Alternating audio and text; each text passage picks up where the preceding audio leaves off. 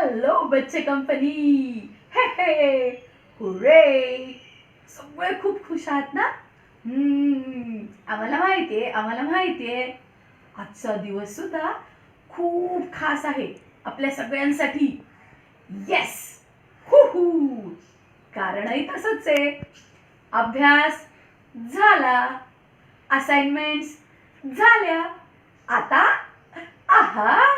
आता आहे सुट्टी आणि सेलिब्रेशन. हो, कुठलं सेलिब्रेशन? मुद्दामून करताय काय?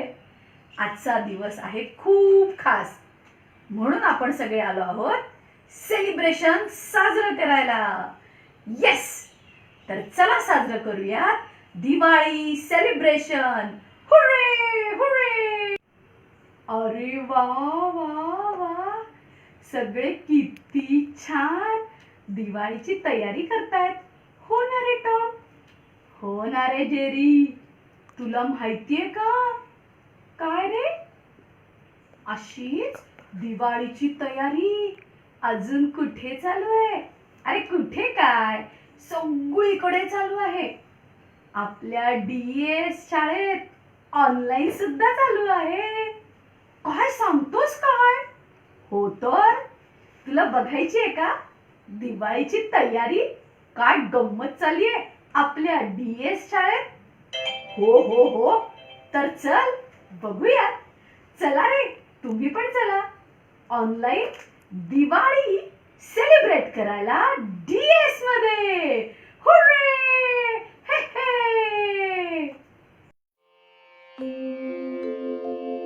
सळसळणारी उमेद लखलखत्या दिव्यातून चाहूल देते.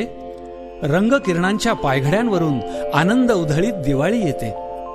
सुखाची हवो वृद्धी, लाभो कीर्ती बुद्धी, अंतरी स्नेहसागर उसळू दे. दिवाळीच्या महन्मंगल दीपामध्ये ज्योत ज्ञानाची उजळू दे. प्रगतीची उपासना, मांगल्याची आराधना, प्रत्येकाच्या सुयशाची प्रार्थना. या आनंद गाण्यातून सर्वांना कवीच्या हृदयपूर्वक शुभकामना.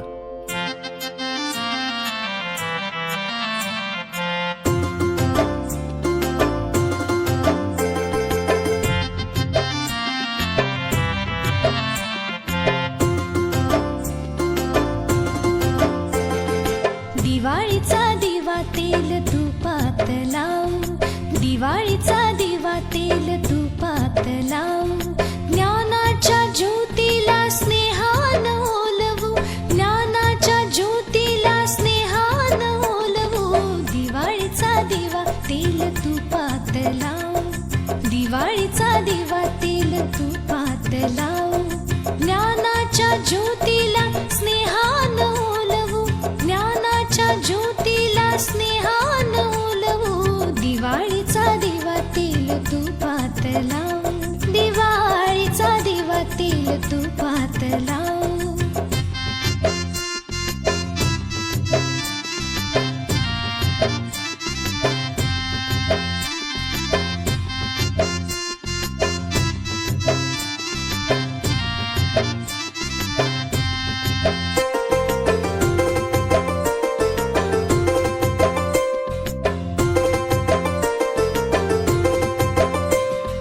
यशाचं क्षितिज जावो दूर दूर, यशाचं क्षितिज जावो दूर दूर. कीर्तीची पताका गगनात वर, कीर्तीची पताका गगनात वर, कीर्तीची पताका गगनात वर. दिवाळीचा दिवा तेल तुपात लावू, दिवाळीचा दिवा तेल तुपात लावू.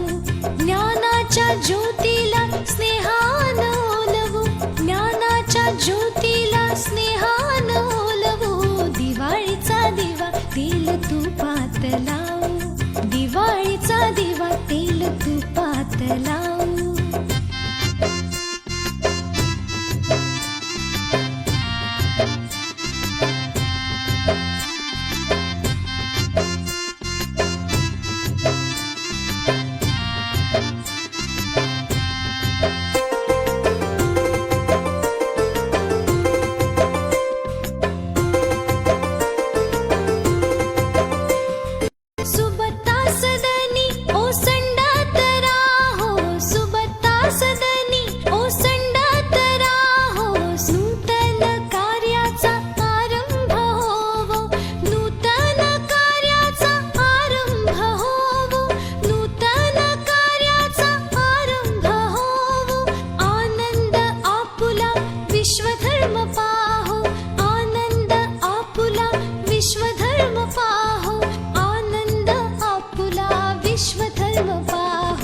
दिवाळीचा दिवा तेल तुपात लावू, दिवाळीचा दिवा तेल तुपात लावू, ज्ञानाच्या ज्योतीला स्नेहानं ओलवू, ज्ञानाच्या ज्योतीला स्नेहानं ओलवू, दिवाळीचा दिवा तेल तुपात लावू, दिवाळीचा दिवा तेल तुपात लावू.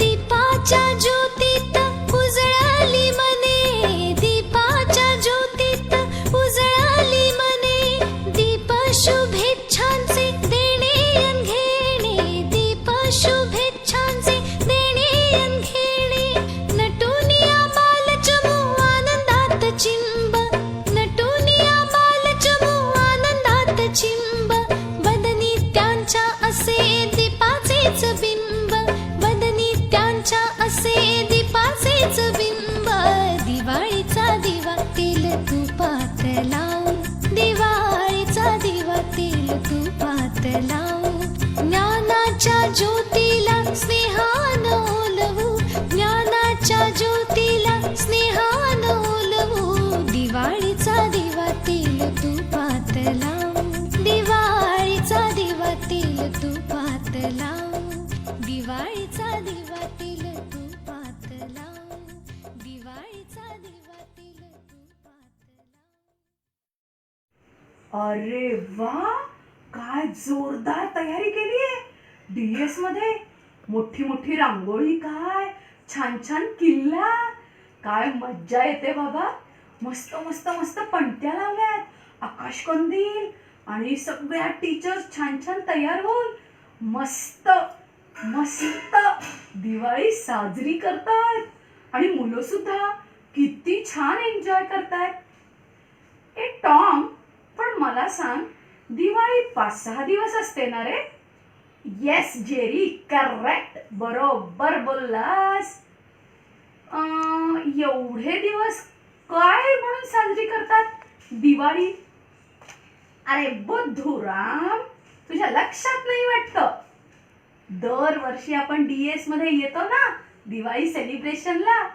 दरवर्षी टीचर्स सांगतात छान छान मज्जा, कोणता दिवस आहे, कोणत्या दिवशी कोणता सण कसा करतात, तरी तुला आठवत नाही. विसरभोळा कुठला? अरे नाही आठवते. It's okay. चल, यावर्षी सुद्धा ऑनलाईन शाळेत या सणांची माहिती सांगणार आहेत टीचर्स. तुला ऐकायची आहे ना? हो हो, मला ऐकायचे. काय बच्चे कंपनी, तुम्हाला ऐकायची आहे का दिवाळीच्या सणांची प्रत्येक दिवशीची माहिती? हो हो हो हो, आम्हाला ऐकायची आहे. आम्हाला पण, आम्हाला पण, आम्हाला पण. चला चला चला, दिवाळीच्या सणांची प्रत्येक दिवशीची माहिती ऐकूयात. हु हु.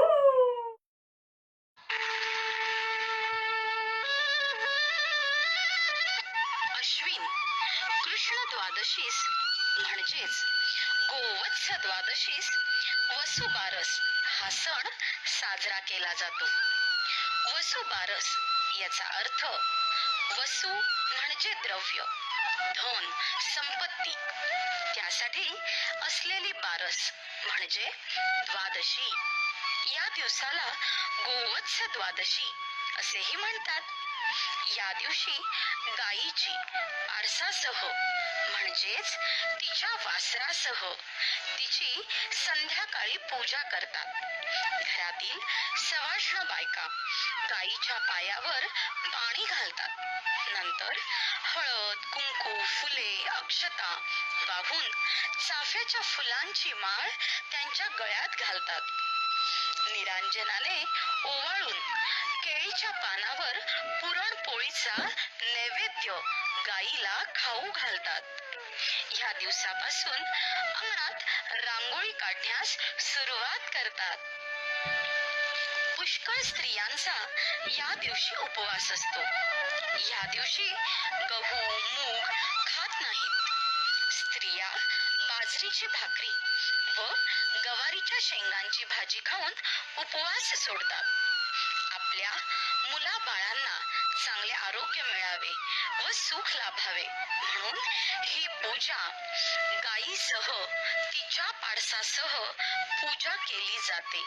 अशी ही गायी व वासराची पूजा आपणही दरवर्षी करतो.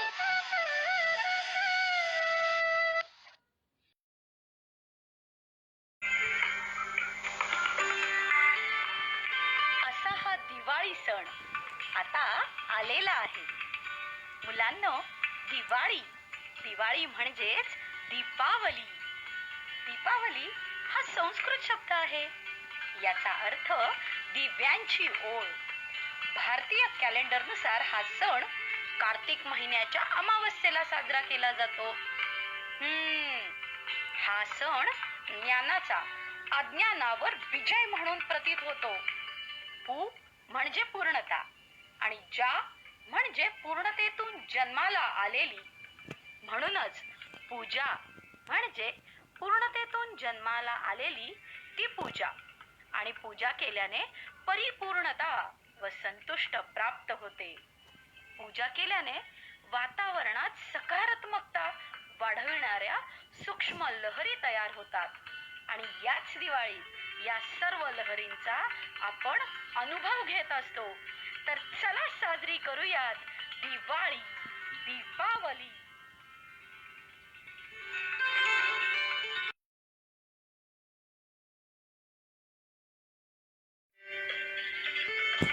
दिवाळीतील पहिला दिवस म्हणजे धनतेरस. दिवाळी उत्सवाच्या पहिल्या दिवशी घर व कार्यालयीन परिसराला साफसफाई करून सजविले जाते.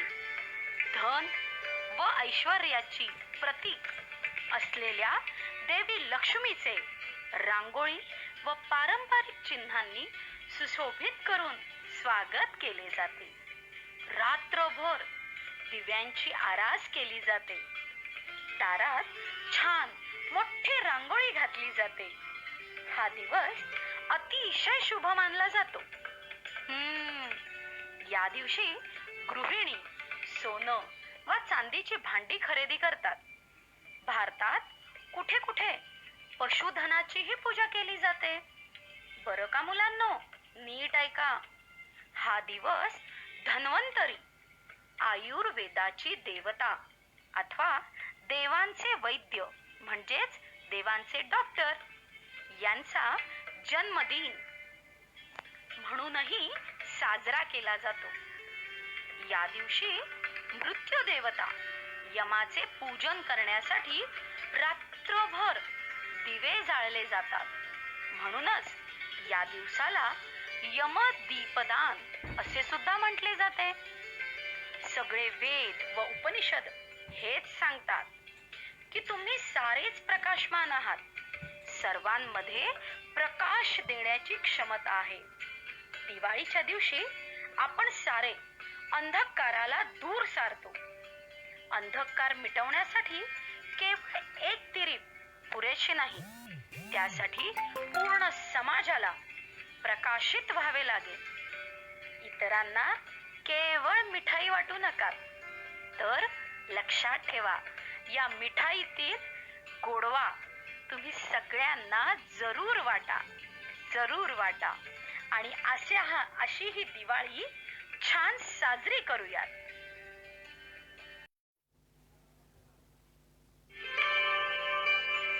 दिवाळीचा दुसरा दिवस म्हणजे नरक चतुर्दशी.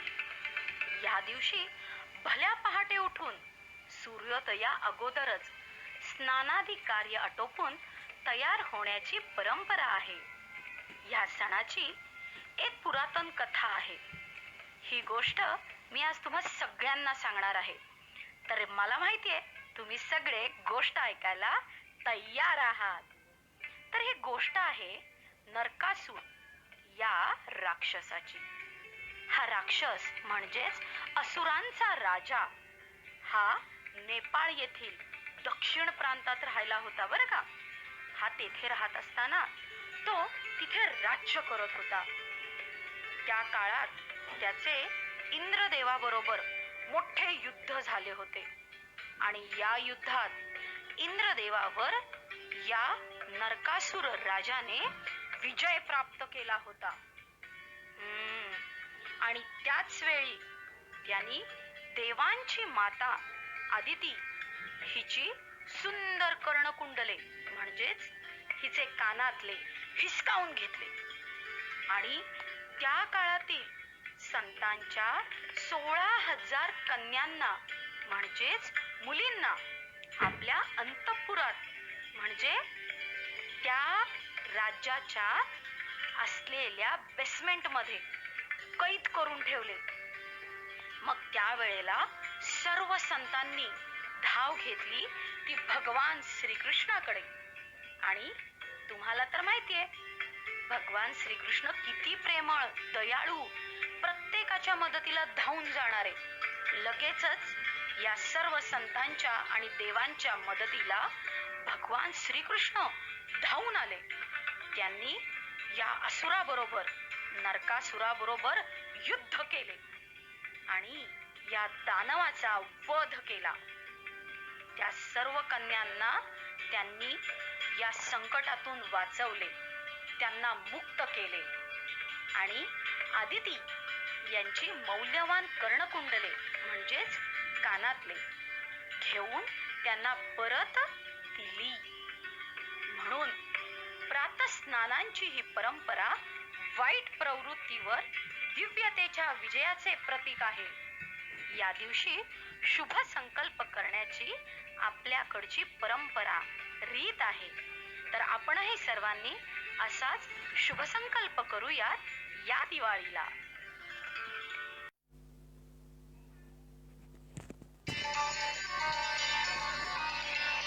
दिवाळीचा तिसरा दिवस सर्वात महत्वाचा लक्ष्मीपूजन.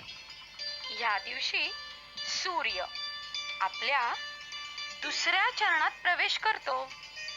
अमावस्या असूनही या दिवसाला अतिशय शुभ मानले जाते. छोट्या छोट्या दिव्यांनी सारे शहर उजळून टाकले जाते आणि रात्रीचा गहिरा काळोख हळूहळू हळूहळू दूर सारला जातो.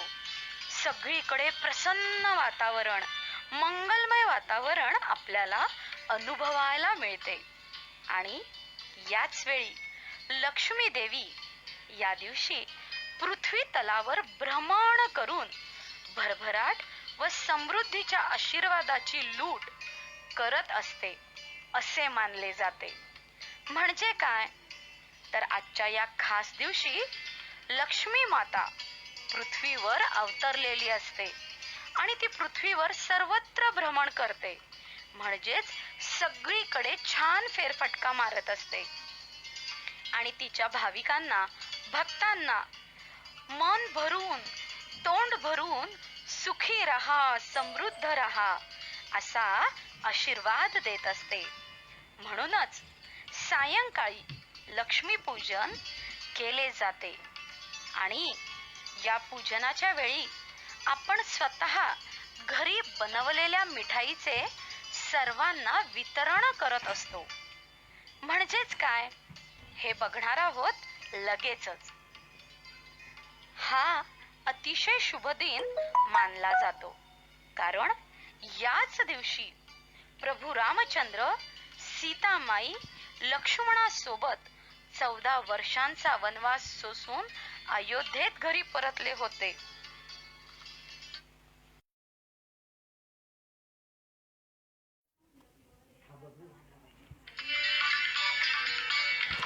बरं का मुलांनो, लक्ष्मी पूजनाच्या वेळी आपण काय करतो? लक्ष्मीची प्रतिमा जर आपल्याकडे असेल तर आपण ती पहिल्यांदा पाटावर ठेवतो. छान त्याच्यावर वस्त्र अंतरलेले असते आणि याच्यावर माता लक्ष्मीला आपण विराजमान करतो, म्हणजेच तिची मूर्ती ठेवतो. आता ज्यांच्याकडे मूर्ती नसेल ते तिचा फोटो ठेवतात. त्यानंतर त्या फोटोला हळद, कुंकू, फूल, अक्षता वाहिले जाते.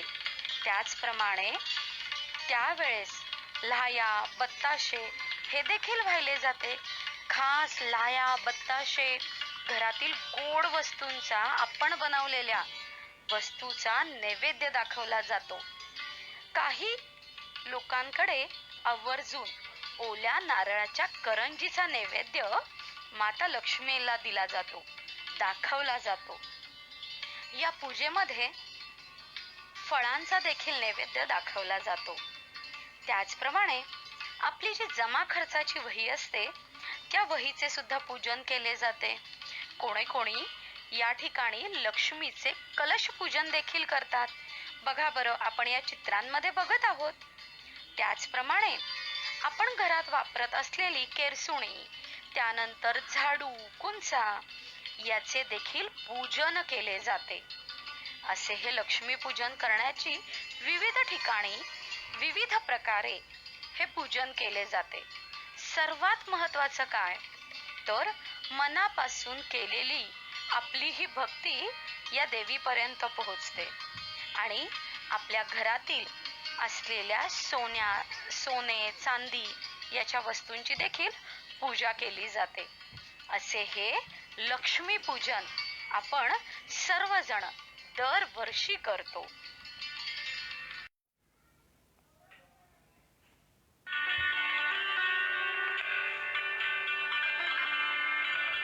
दिवाळीतील चौथा दिवस बलिप्रतिपदा म्हणजे पाडवा. अश्विनातील अमावस्येला लक्ष्मी पूजन झाल्यानंतर कार्तिक शुद्ध प्रतिपदेला बलिप्रतिपदा हा दिवस दिवाळी पाडवा म्हणून साजरा केला जातो. 3.5 मुहूर्तांपैकी एक असा हा दिवस.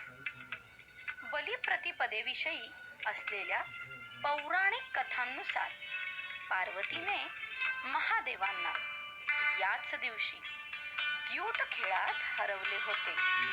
म्हणजे चक्क पार्वतीने भगवान शंकरांना आत्ताच्या खेळांप्रमाणे बुद्धिबळ या खेळात हरवले होते. म्हणून या दिवसाला द्यूत प्रतिपदा असेही म्हटले जाते. असुरांचा राजा बळी हा भक्त प्रल्हादाचा नातू आणि विरोचनाचा पुत्र. राक्षस कुळात जन्म घेऊनही चारित्र्यवान, विनयशील, प्रजाहितदक्ष राजा म्हणून बळीराजाची ओळख. दानशूर म्हणूनही हा राजा विख्यात होता. पण पुढे त्याने वाढत्या शक्तीच्या प्रभावाने देवांचाही पराभव केला. हो, अशाच या बळीराजाची गोष्ट मी आज तुम्हाला सांगणार आहे. बळीराजाला साठी भगवान विष्णूंची निवड करण्यात आली होती. बळीराजाने एक यज्ञ केला. या यज्ञानंतर दान देण्याची प्रथा होती. भगवान विष्णूंनी वामन अवतार धारण केला आणि वटुवेशात बळीराजा समोर येऊन उभे राहिले. या रूपाला वामन असे म्हणतात. या रूपात वामनाने 3 पावले भूमी मागितली बळीराजांना. वचनाला जागून बळीराजाने हे दान देण्याचे आपली तयारी दाखवली. तेव्हा वामन अवतार विष्णूंनी धारण केला होता. विष्णूंनी प्रचंड रूप धारण करून पहिले पाऊल स्वर्गावर ठेवले, तर दुसरे पाऊल त्यांनी पृथ्वीवर ठेवले आणि अशा या प्रचंड रूप धारण करून त्यांनी स्वर्ग आणि पृथ्वी व्यापले. आता तिसरे पाऊल कुठे ठेवायचे? जागा शिल्लक नाही. मग तिसरे पाऊल ठेवण्यासाठी त्यांनी बळीराजाला विचारले, मी हे तिसरे पाऊल कुठे ठेवू? बळीराजा नतमस्तक झाला आणि बळीराजाने आपले मस्तक त्यांच्या पुढे केले. तेव्हा बळीराजाच्या डोक्यावर वामन अवतार धारण केलेल्या विष्णूंनी हे पाऊल ठेवले. वामनाने त्यांना म्हणजे बळीराजाला पाताळ लोकात धाडले. पाताळ लोकांचे राज्य त्याला बहाल केले. म्हणून बळीराजा गर्विष्ठ झाला तरीही सत्वशील, दानशूर या गुणांमुळे बळीराजाला पाताळ लोकांचा राजा म्हणून ओळखले जाऊ लागले आणि त्याला हे राज्य बहाल करण्यात आले आणि त्याला वर देखील देण्यात आला. कार्तिक प्रतिपदेला लोक तुझ्या दानशूरतेचे, क्षमाशीलतेचे पूजा करतील आणि अशी ही बलिप्रतिपदा आपण साजरी करतो.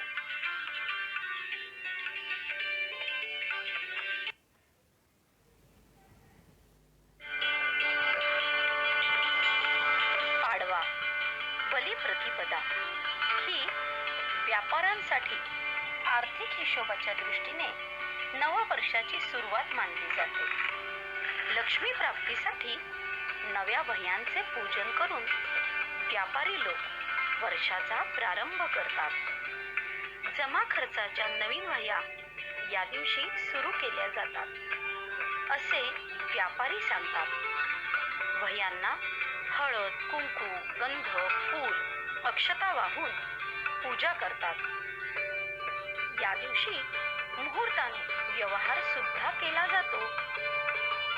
पाडव्याचे अजून एक खास वैशिष्ट्य आहे बरं का मुलांनो.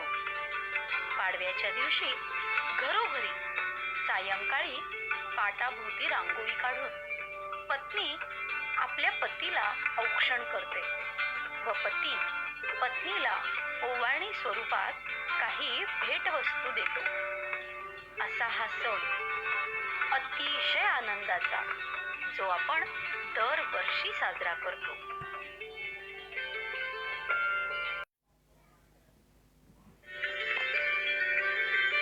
पवित्र नाते बहीण भावाचे, लखलखते राहू दे दीप जिव्हाळ्याचे. अगदी बरोबर. असा हा लखलखीत राहणारा दिवस म्हणजेच भाऊबीज. भाऊबीज हा हिंदू धर्मीय भाऊ बहीण साजरा करीत असलेला एक सण आहे. हा सण कार्तिक शुद्ध द्वितीया म्हणजेच यमद्वितीया या दिवशी असतो. हा महाराष्ट्रीय पद्धतीच्या दिवाळीतील 5वा दिवस असतो.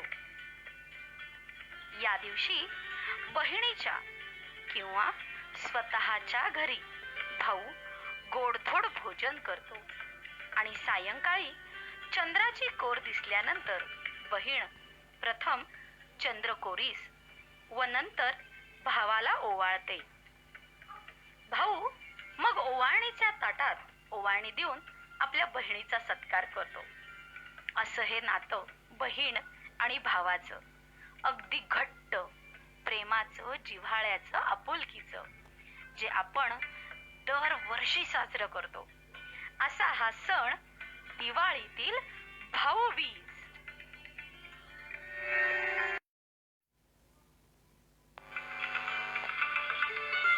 मुलांनो, असा हा आपला दिवाळीचा सण, आनंदाचा सण, उत्सवाचा सण. तर आपण सगळे मिळून असा संकल्प करूयात. आपण शेअरिंग करूयात, केअरिंग करूयात. अगदी बरोबर. आपण सर्वजण एकमेकांची काळजी घेऊयात. आपल्या खाऊतील खाऊ शेअर करूयात. हे फराळाचं ताट तुमच्या सर्वांसाठी खास. लक्षात ठेवा, आपण यावर्षी एक संकल्प करणार आहोत. आपल्या जवळ असलेले आजूबाजूच्या लोकांना आपण आनंद देणार आहोत. त्याचप्रमाणे आपण काय करणार आहोत? तुम्ही सर्वजण DS चे विद्यार्थी आहात. तुम्ही लक्षात ठेवायचं, तुमच्याकडे ज्या गोष्टी जास्त आहेत त्या तुम्ही जरूर शेअर करा. फॉर एक्झाम्पल, उदाहरण द्यायचं झालं तर तुमचे जे जुने कपडे आहेत ते कपडे छान स्वच्छ धुवा, इस्त्री करा आणि कोणा गोरगरिबांना जरूर द्या. त्यांना सुद्धा नवीन चांगले कपडे मिळाल्याचा आनंद घेऊ दे. तुमच्याकडच्या मिठाई खाऊ जरूर अशा लोकांना शेअर करा. ज्यांना खरंच त्याची गरज आहे त्यांच्याबरोबर हा आनंद तुम्ही शेअर करा आणि त्यांना तुमच्याकडची काही वह्या, पुस्तकं, पेन्सिल, ज्या काही जुन्या गोष्टी आहेत त्या जरूर द्या आणि बघा त्यांच्या चेहऱ्यावरचं समाधान, हास्य, आनंद तुम्हाला सुद्धा यातून छान समाधानच मिळेल. आणि अशी ही दिवाळी आपण DA सन्स म्हणून वेगळ्या पद्धतीने साजरी करूयात.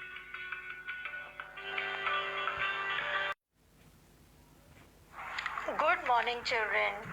You all must be very happy as your Diwali vacation will commence from tomorrow onwards, isn't it? If we would have been in school, we would have enjoyed a lot. There would be a lovely program for you all. This year, due to COVID, we all were at home from last 6 months. But now, due to holidays, you can get up late and no online class up till 21st of November. Oh, lovely time now. So enjoy your holidays, okay children? But children, this year while celebrating Diwali, you will have to take care of some things, like not to burst crackers. Due to smoke of crackers, the COVID patients may become breathless. So, say no to crackers.